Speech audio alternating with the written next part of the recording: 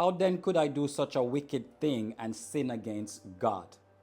And though she spoke to Joseph day after day, he refused to go to bed with her or even be with her. This is a story of Joseph and Potiphar's wife. So the story, for context, Joseph was the headmaster of Potiphar's house. But while Potiphar was on vacation, his wife took it up on herself and tried to frame Joseph to sleep with her. And Joseph was saying to her, his master withholds nothing from him. Why would he do such a wicked thing to his master? But the verse I want you to pay close attention to, he stated to her, how then could he do such a wicked thing and sin against God?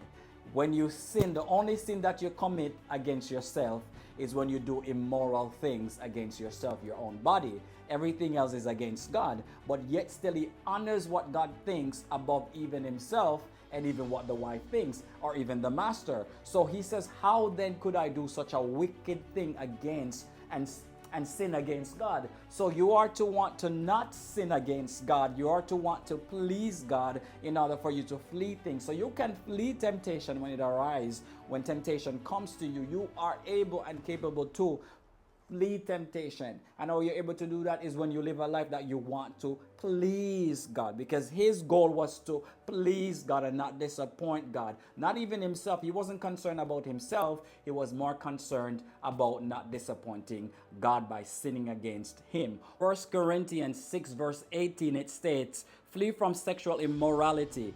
All other sin a person commits are outside the body, but whoever sins sexually sin against their own body. So this is a sin that Joseph would have committed against himself. But he says, how could I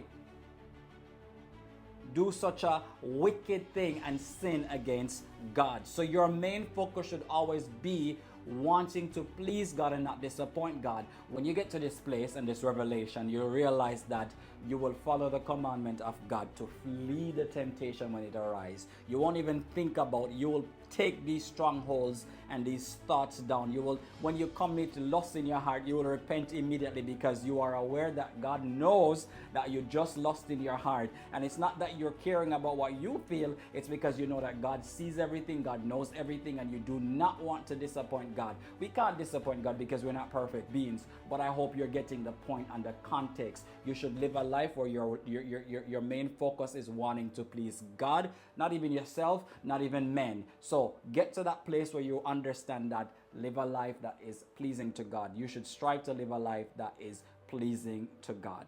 God bless you.